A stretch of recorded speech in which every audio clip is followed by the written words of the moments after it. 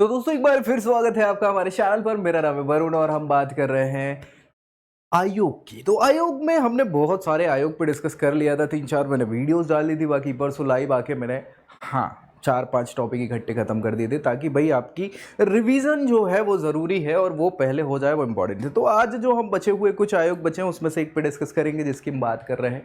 किसकी बात कर रहे हैं? बिल्कुल अनुसूचित जाति आयोग की। और ये राष्ट्रीय आयोग है, हालांकि इसके बारे में हम डिटेल में डिस्कस करेंगे, इंपॉर्टेंट चीज़ों पे और रिवीजन क्विक मोड में हम इस पे डिस्कस करेंगे। तो दोस्तों में भी शेयर कर दीजिएगा ताकि उनका भला हो जाए और चैनल तो सब्सक्राइब कर ही लेना है। क्यों? क्योंकि यही सारी जानकारी कॉम्पिटेटिव एग्जाम से रिलेटेड आपको मिलने वाली है और कॉम्पिटेटिव एग्जाम्स की हमने तैयारी के लिए बहुत सारे वीडियोस प्लेलिस्ट के माध्यम से आपको यहाँ चैनल पर डाले हुए हैं, तो उन्हें देख के आप बहुत सारी तैयारी घर बैठे ही कर सकते हैं। चलिए, यहाँ हम अनुसूचित जाति आयोग यानी कि राष्ट्रीय यानी national commission for schedule caste की बात कर रहे हैं।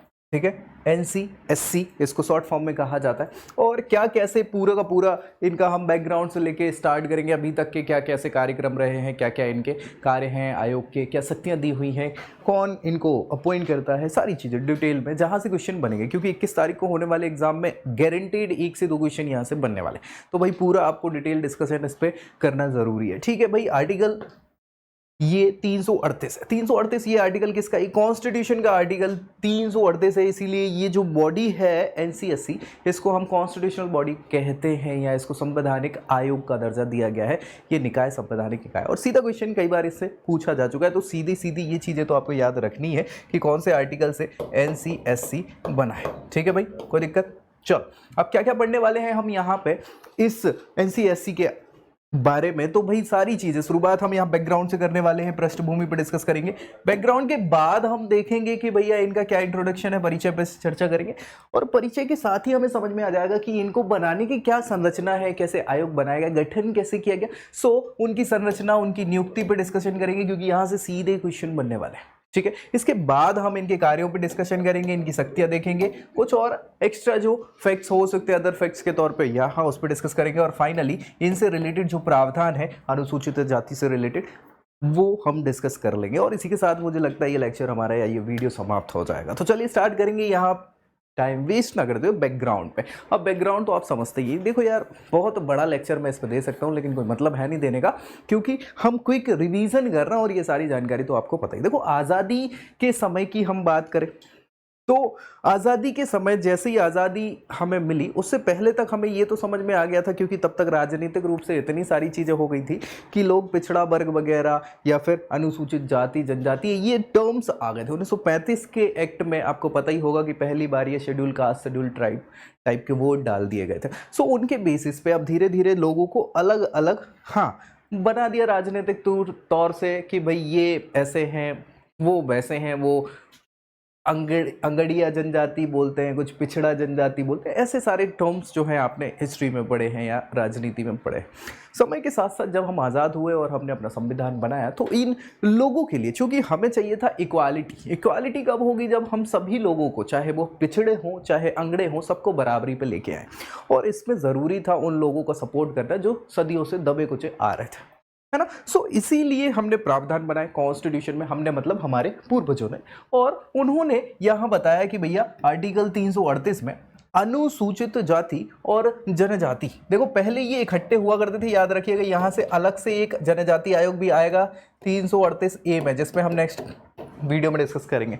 ठीक है, फिर इसी से आएगा 338B, जिसमें हम पिछड़ा वर्ग आयोग की बात करेंगे, जिसमें हम उसके अगले वीडियो में डिस्कस करेंगे। ठीक है, सो पहले तो ये इकट्ठा ही था कि यहाँ जनजाति और जातियों के अनुसूचित जो रूप से हैं उनके कल्याण के लिए क्या किया जाएगा? अधिकारी नियुक्त किया जाएगा। और ये अधिकारी राष्ट्रपति महोदय के द्वारा नियुक्त किया जाता था।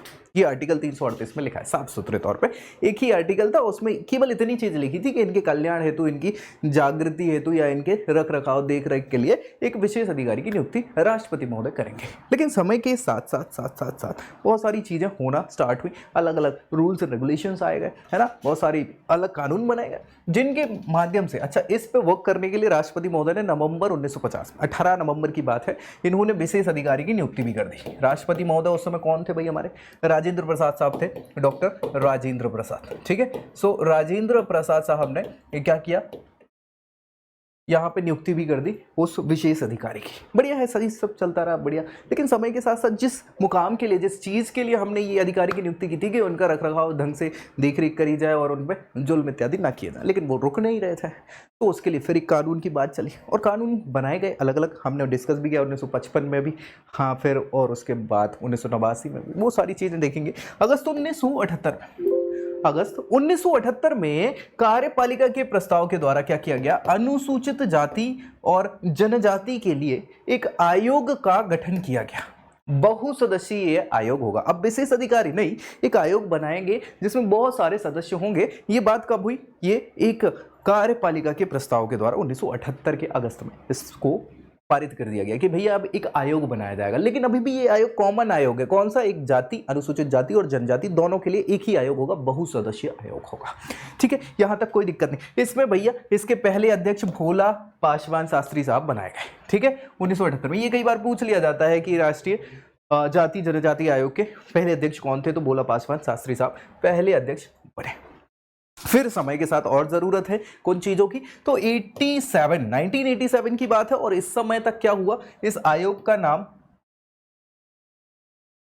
डिसाइड कर दिया गया और नाम रख दिया गया अनुसूचित जाति जनजाति आयोग, राष्ट्रीय अनुसूचित जाति जनजाति आयोग। ये इनको नाम रखने में 9 साल लग गए। ठीक है, चलिए बड़े अच्छी बात है, कोई दिक्कत नहीं। लेकिन इसके बाद हाँ 89 में फिर प्रोग्राम वो एक्ट भी आया, सारी चीजें हैं।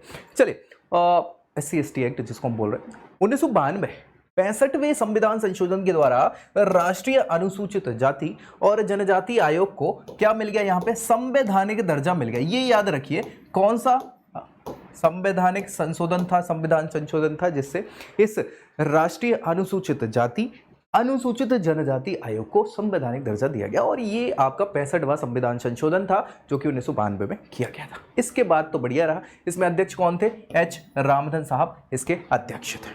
ठीक है भाई, बहुत बढ़िया। अब 2004 में एक और 89वें नंबर का संविधान संशोधन होगा। कब, फरवरी 19 को 2004 में। और 2003 के द्वारा यहाँ कह दिया गया, क्या कह दिया गया, बिल्कुल यहाँ पे कॉन्स्टिट्यूशनल अमेंडमेंट के साथ ही एक अलग आयोग बना दिया गया। बहुत अच्छी बात है। कौन सा आयोग, राष्ट्रीय अनुसूचित जाति के लिए अलग आयोग और अनुसूचित जनजाति के लिए अलग आयोग। और इनका प्रावधान चूंकि संविधान में ही था, सो संविधान में आर्टिकल 338 में यहां राष्ट्रीय अनुसूचित जाति आयोग बना दिया गया। संविधान के आर्टिकल 338। ये क्वेश्चन पूछा जा चुका है कई बार, इसीलिए मैं बार बार इतना उस पर फोकस कर रहा हूं, इस पे स्टार लगाते हुए इसको याद रखना है कि किस बेसिस पे कौन से आर्टिकल में ये बताया गया। उसी में एक सब क्लॉज ए जोड़ दिया गया 338 ए में, और अनुसूचित जनजाति आयोग यहां बना दिया गया। ये भी आर्टिकल 338 भारतीय संविधान के हाँ सब क्लॉज ए में वर्णित किया गया है। तो 2 अलग अलग आयोग हो गए, अभी तक एक ही चल रहा था, है ना। अब ये राष्ट्रीय जाति आयोग और राष्ट्रीय जनजाति आयोग अलग हो गए। NC/SC जिसको हम आज पढ़ेंगे, आज हम इसको पढ़ने वाले हैं इस वीडियो में, है ना। इसको बोला national commission for schedule caste. ठीक है, कोई दिक्कत। और इसको बोलेंगे national commission for schedule tribe, NC/ST।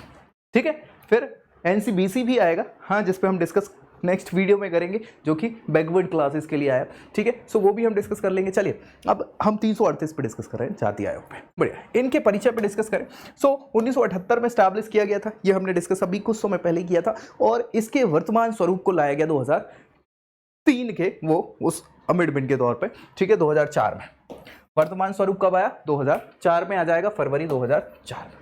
किस आधार पे, तो आधार है संविधान का अनुच्छेद 338 जो कि भाग 16 में वर्णित है। संविधान के भाग 16 में अनुच्छेद 338 में इसके बारे में प्रावधान किया गया है। और इसकी प्रकृति चूंकि संविधान में वर्णित है, इसलिए इसको क्या कहा जाएगा, कॉन्स्टिट्यूशनल या फिर संवैधानिक निकाय। कोई दिक्कत, सीधे सीधे क्वेश्चन है, बड़े सिंपल से बनते हैं, बस चीजें हमारी क्लियर रहें, कोई दिक्कत नहीं रहती। अब इधर आ जाओ, अभी तक के अध्यक्षों की बात कर ले भैया। सो अभी तक अध्यक्ष कौन कौन बने, सबसे पहले सूरजभान सिंह बने साहब, सबसे पहले अध्यक्ष हैं। ठीक है, ये कभी पूछ ले तो। फिर बूटा सिंह साहब, पीएल पुनिया साहब, 2 बार इनको अध्यक्ष चुना गया था, 2 कंसेक्यूटिव सालों के लिए, सालों बोल सकते हैं, 3 साल का कार्यकाल होता है, 2 टेन्योर्स के लिए, कार्यकालों के लिए। रामशंकर कठेरिया साहब जो कि अभी लास्ट अध्यक्ष हुआ करते थे। अभी फिलहाल अध्यक्ष की अगर हम बात कर ले तो भैया कौन है, बिल्कुल, हमारे विजय सांबला साहब जो है वर्तमान अध्यक्ष हुआ कर रहे हैं अभी इस आयोग के। ये कई बार क्वेश्चन पूछा जा सकता, अभी भी पूछा जा सकता है, क्योंकि करंट तो प्रेसिडेंट हमेशा पूछे जाते हैं, चेयरमैन पूछे जाते हैं कि इस आयोग के अध्यक्ष कौन है। ठीक है, मुख्यालय नई दिल्ली है ही। उपाध्यक्ष भी होंगे एक, जो कि अरुण हल्दर साहब है। और उपाध्यक्षों की बात करें तो पहले उपाध्यक्ष कौन थे यहाँ पे, फकीर भाई बघेला साहब, फिर नरेंद्र एम काम्बले, राजकुमार बरका, ये भी 2 कंसेक्यूटिव टेन्योर्स के लिए चुने गए थे। फिर एल मुरुगन साहब, हालांकि ये भी 2 कंसेक्यूटिव टेन्योर के लिए ही चुने गए थे। मुरुगन साहब इससे पहले उपाध्यक्ष ही थे। अरुण हल्दर साहब अभी फिलहाल में वर्तमान में उपाध्यक्ष हैं। कोई दिक्कत? बढ़िया। सामाजिक न्याय और सशक्तिकरण मंत्रालय के अधीन ये पूरा का पूरा आयोग आता है, जो कि इंपॉर्टेंट है। नोडल मंत्रालय उसका यही है। कौन? सामाजिक न्याय और सशक्तिकरण मंत्रालय। इंग्लिश में बोला जाता है social justice and empowerment department या मिनिस्ट्री ऑफ, बोल दो अब जैसा आपको बेहतर लगे। ठीक है, सो ये आपके लिए इंपॉर्टेंट परिचय, यहीं से क्वेश्चन सीधे सीधे बन जाने हैं। अब भैया इनका गठन, संरचना और नियुक्ति, अभी तक के जो क्वेश्चन बन रहे थे एग्जाम्स में वो यहीं से बन रहे थे। क्यों? थोड़ा सा टिपिकल हो जाता है, कम कंफ्यूजिंग हो जाता है। ये पूरा पूरा आयोग बहुसदस्यीय आयोग था, बहुत सारे सदस्य होने थे इसमें, तो बिल्कुल वही चीज आई है। 338 जो अनुच्छेद है उसका सब क्लॉज पहला बता रहा है कि अनुसूचित जाति हेतु क्या होगा, राष्ट्रीय अनुसूचित जाति आयोग बनाया जाएगा। कोई दिक्कत? बहुत अच्छे शब्दों में लिखा है। इसके दूसरे सब क्लॉज में इसकी संरचना के बारे में या स्ट्रक्चर के बारे में बताया है। इसमें संरचना कैसी है कि इस आयोग में क्या क्या होगा, ये सीधा क्वेश्चन पूछा जाता भैया, है ना, इसको बहुत अच्छे से दिमाग में रखना है। राष्ट्रीय अनुसूचित जाति आयोग की संरचना में एक अध्यक्ष महोदय होंगे, जिनका नाम हमने अभी डिस्कस किया, है ना। हाँ, उसके बाद एक उपाध्यक्ष महोदय होंगे, जिनके बारे में भी अभी हमने डिस्कस किया, सांपला साहब अध्यक्ष और हल्दर साहब उपाध्यक्ष। इसके अलावा, इन दोनों के अलावा 3 और सदस्य होंगे, यानी 5 सदस्य का ये आयोग है। इसमें कोई दिक्कत?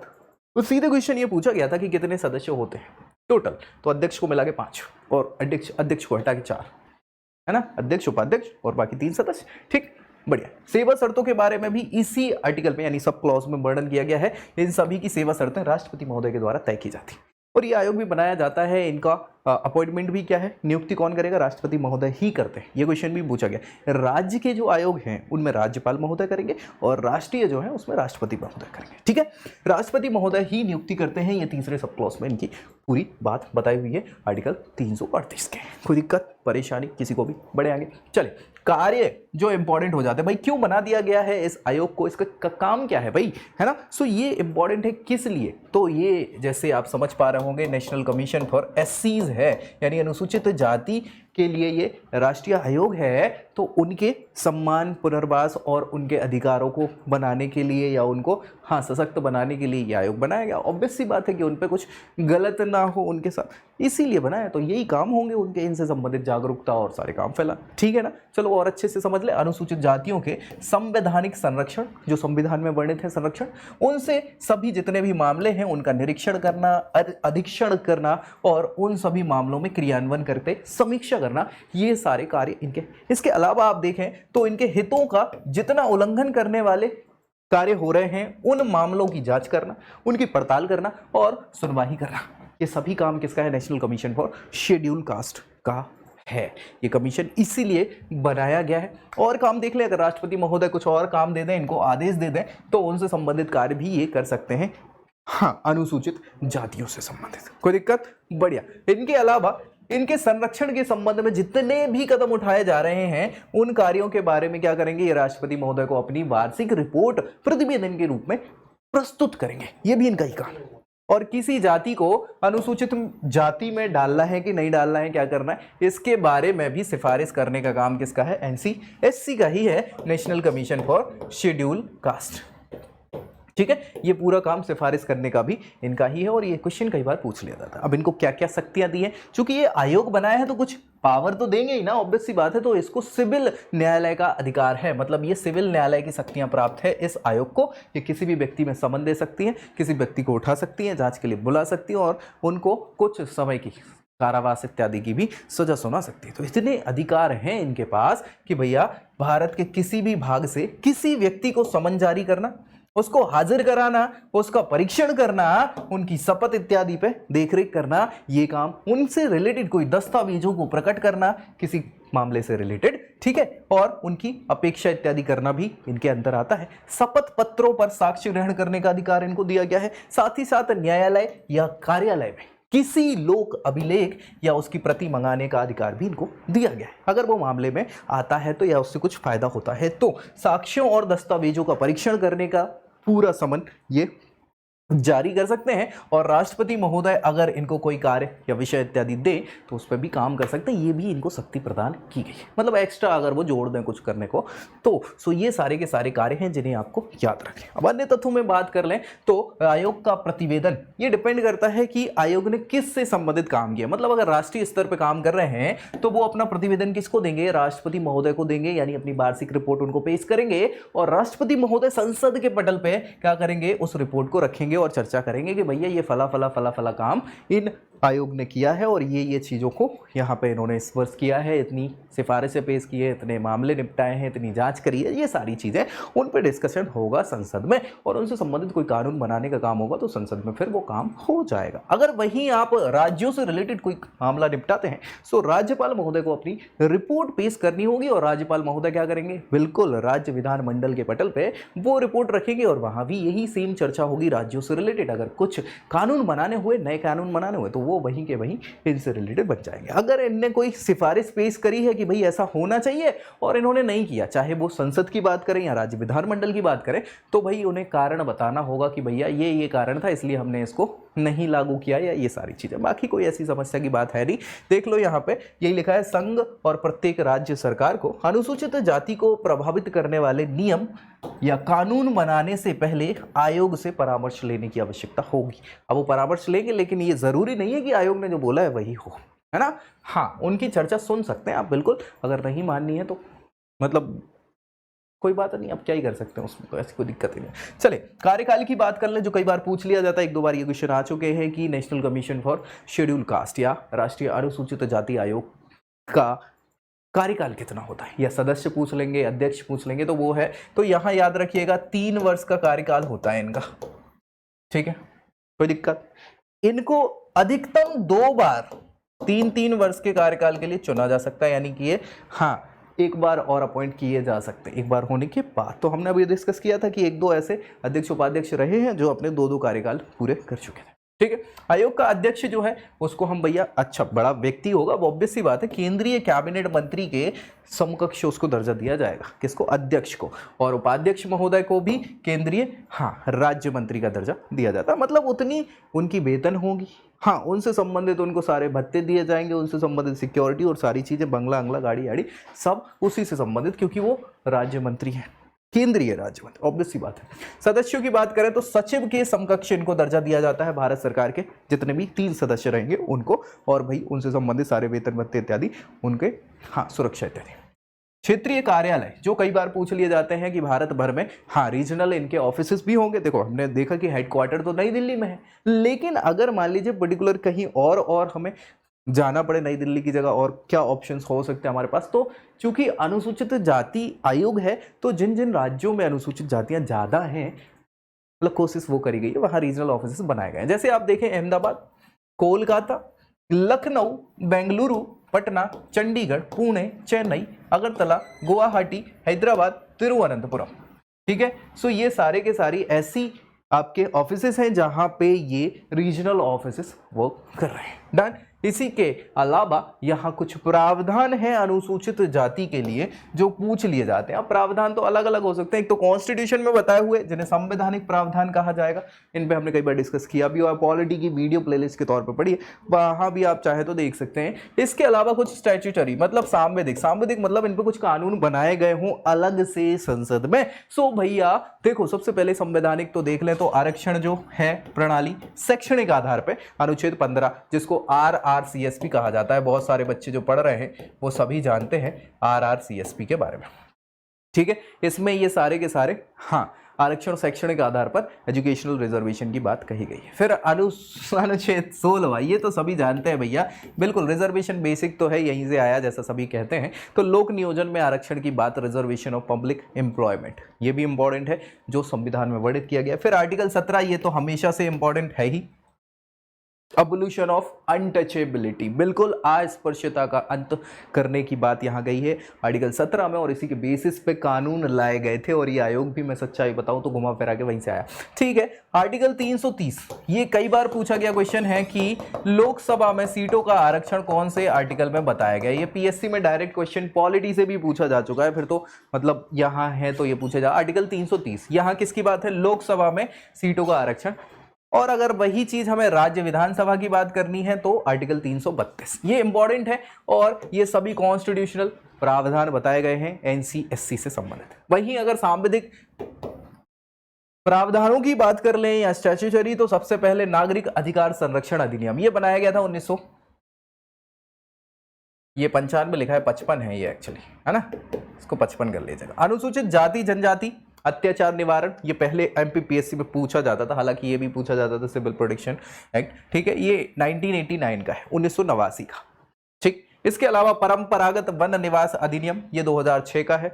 पेशा एक्ट भी आपने सुना ही होगा भैया, है ना, हाँ 1996 का है। तो ये बहुत सारे सांविधिक, ये आप मान के चलिए कि अलग से कानून बनाए गए हैं ये संरक्षण से रिलेटेड, ताकि भाई अनुसूचित जाति के लोग भी एक गौरवपूर्ण जिंदगी जी पाएं और अपने आप को बढ़ावा दे पाएं। बढ़ावा इन द सेंस कि भाई वो बराबरी की बात जो है वो सारी चीज़ें, इनको पिछड़े बनाया है तो पिछड़ा की जगह इनको अवगड़ा बनाना है, साथ में लेके आना है। तो इसलिए बहुत सारे अधिकार बनाए गए थे और ये आयोग वही देखता है, एनसी-एससी इसको कहा गया है, आर्टिकल 338 भारतीय संविधान, और बहुत इंपॉर्टेंट। ठीक है भाई, तो बस हो गई बात पूरी, और क्या ही बचा है। इसी के साथ मिलेंगे अगली वीडियो में, किसकी बात कर रहे हैं, अनुसूचित जनजाति आयोग पे भी तो डिस्कस करता है ना भाई, तो बिल्कुल मिलेंगे, तब तक के लिए जय Hind. I hope you like this video. For more such videos, keep watching our channel And do not forget to like, share and subscribe.